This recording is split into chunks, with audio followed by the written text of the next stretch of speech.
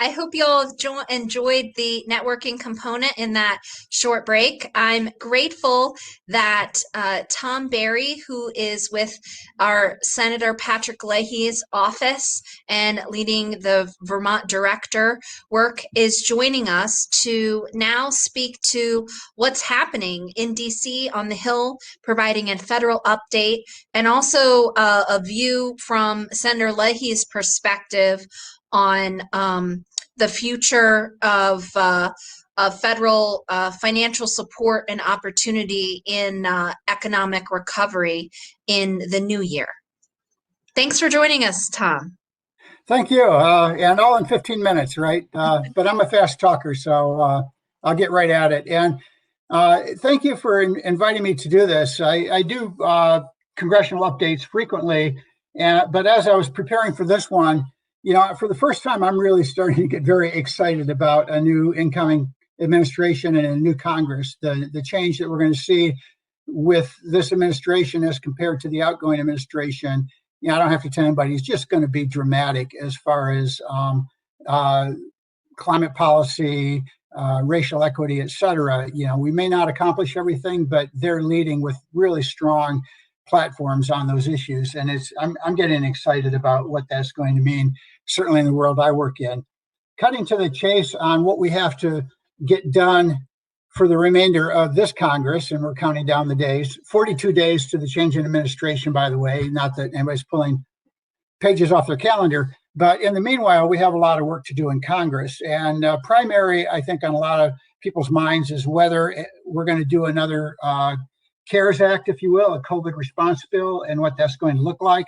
And this morning, while watching the proceedings of this conference, I was also tracking incoming email on the COVID response legislation, which is changing as we speak. And I got my first look at what the language might be in that bill within the last half hour. Big picture, it does look likely that there will be a $908 billion COVID relief legislative package that will move forward, a bipartisan bill that we've been hearing about. The first language was daylighted this morning. I can share some documents with folks. And, so we are moving in that direction. What seems to be settling in is a $300 a month bump in unemployment as compared to the prior $600. $300 billion for the SBA programs. That's the Paycheck Protection Program and other SBA programs. $160 billion for state, local, and tribal governments. But that's one area of contention. The majority leader, Senator McConnell, is insisting on liability protections. That's been his go-to all along, and refusing to negotiate on the assistance for state and local governments until that is resolved. Significant funding for public transit, airports, et cetera. A 15% increase in SNAP benefits, and relevant to the energy sector, $6.25 billion for broadband and another $3 billion for emergency educational connectivity. Hopefully all that means something to folks. I have a little more language on that. The most likely way that the legislation may move forward will be with the end of the year spending bills. The federal government shuts down on Friday, 2 days from now, if we don't pass. That's when the continuing resolution runs out. There's no active talk right now about a government shutdown, but what will most likely happen is that there will be continuing resolution to next Friday with this COVID response bill, if we get there, being wrapped into a ginormous package that, that's the legislative term, ginormous, that will pass hopefully next Friday is the target now, and fund the federal government for the balance of the fiscal year. And we do know what the Senate spending bills look like. Senator Leahy, as the vice chairman on the Appropriations Committee, does focus on those bills and works to support good national initiatives, a lot of what folks at REV talk to us about and the members, as well as Vermont-specific projects. And I'm happy, one-on-one to share with folks what those FY21 spending bills look like for renewable energy and for Vermont projects. There's language in the FY21 energy spending bill that addresses energy storage in a way that might be helpful for projects in Vermont. It has some attention to district heating, to the Clean Cities program, to methane digesters, et cetera. And that just speaks to how Senator Leahy works to bring Vermont to these spending bills. Also, on the queue for the rest of this legislative year, there's a Water Resources Development Act, which is queued up and ready to move, that authorizes Army Corps activities, including clean water, water quality projects, and any other Army Corps projects if you have an interest in that. The National Defense Authorization Act needs to move, and it looks like it will despite a veto threat. And if you go through that bill and research for energy, renewable energy, energy conservation, there's a whole lot that should be going on within the Defense Department. And so hopefully some of that will get through. Real relevance to renewable energy are tax extenders, and it's quite likely that there will be additional tax extenders added into one of these last trains that's leaving the station, possibly the appropriations bills, including the production tax credit. And I can provide additional information. I'll see whether I can drop into the chat a link to or just look for the Congressional Research Service, type in tax extenders, and you can get a list of what's out there and needs to be renewed and could be in a tax extenders package. So we're just mostly confirming judges and other administration appointees right now, but once we get done with that, we do have a little bit of work left to do in the next 4 or 5 legislative days before hopefully we get all this done, or at least keep the government open. Looking forward to the next Congress, Senator Leahy, and I should have introduced myself a little bit more. I think I probably know a lot of you. And Senator Leahy, of course, is the longest serving member of the U.S. Senate. He's on the Judiciary Committee. He's vice chair of the Appropriations Committee, and he's on the Agriculture Committee. In that vice chair position on appropriation, he focuses on the spending bills.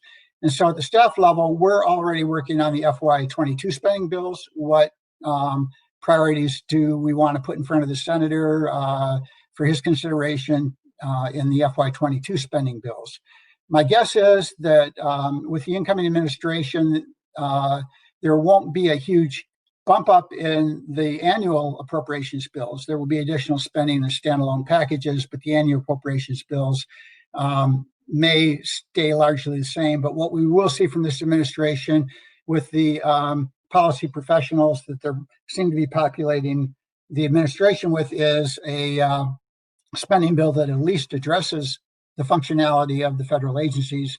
The famous President Trump skinny budgets looked at eliminating the EPA and gutting a lot of other federal programs, and we won't see that again. But in working on the annual spending bills, I do encourage people to contact the senator's office if there's things we should be tracking, Vermont-specific opportunities we'll want to focus on now and through the middle or end of January is kind of the time to do that, and then things start to firm up a little bit.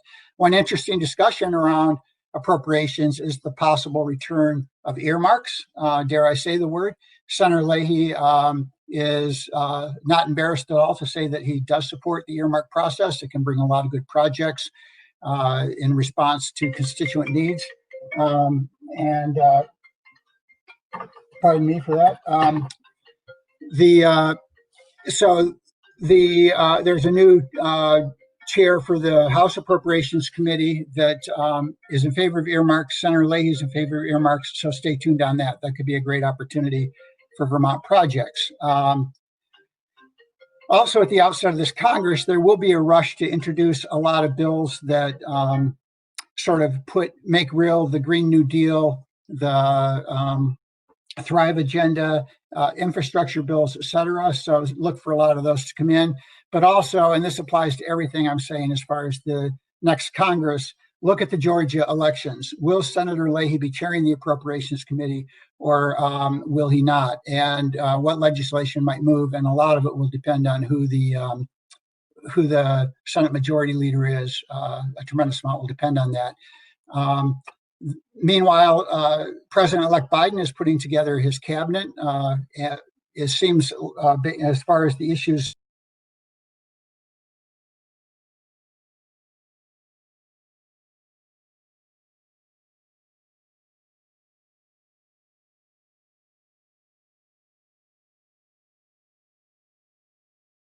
hopefully I'm still on. I'm happy to take questions.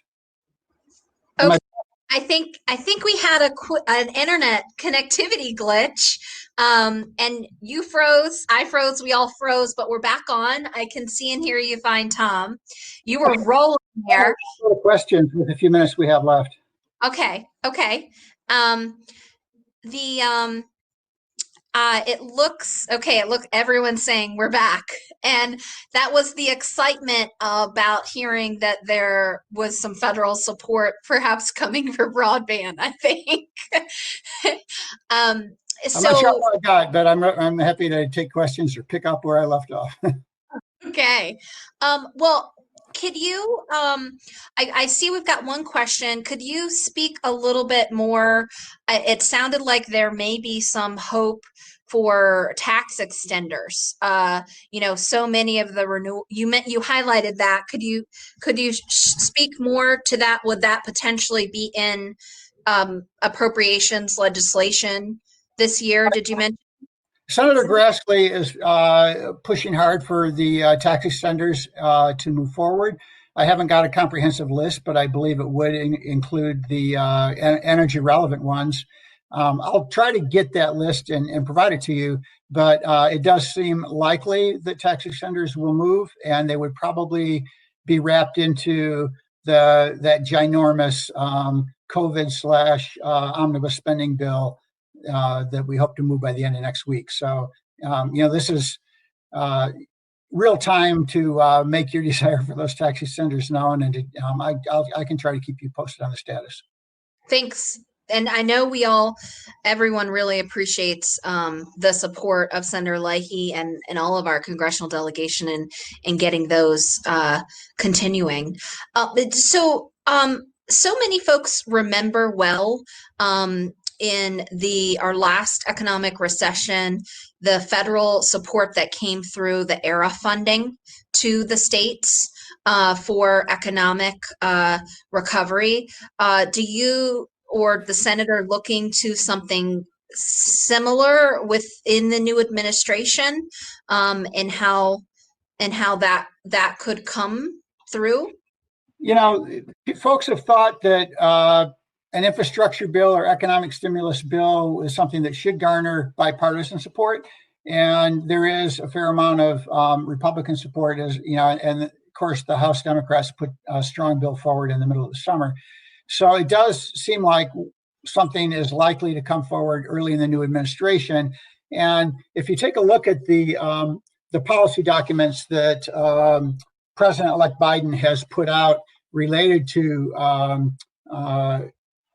renewable energy, climate, and social and racial equity in economic opportunity, I think it would be a given that any stimulus package or infrastructure package that moves forward with him in the presidency is going to address climate in a significant way and probably provide a lot of support for local communities.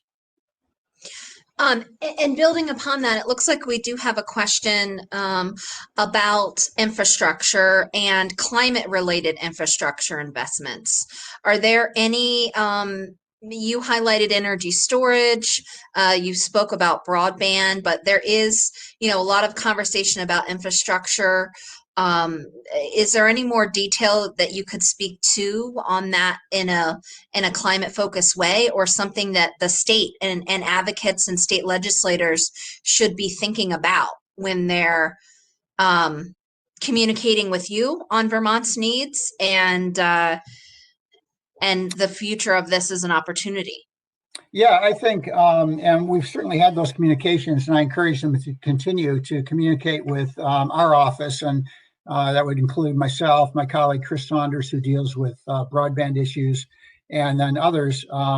as far as priorities, there will be a huge flurry of legislative activity on that front very early in the next Congress. And the president-elect has made it clear that in the first 100 days of the Biden-Harris administration, they will seek to advance infrastructure in keeping with their policy documents. And so there will be legislation, and there's going to be a big sorting out early on.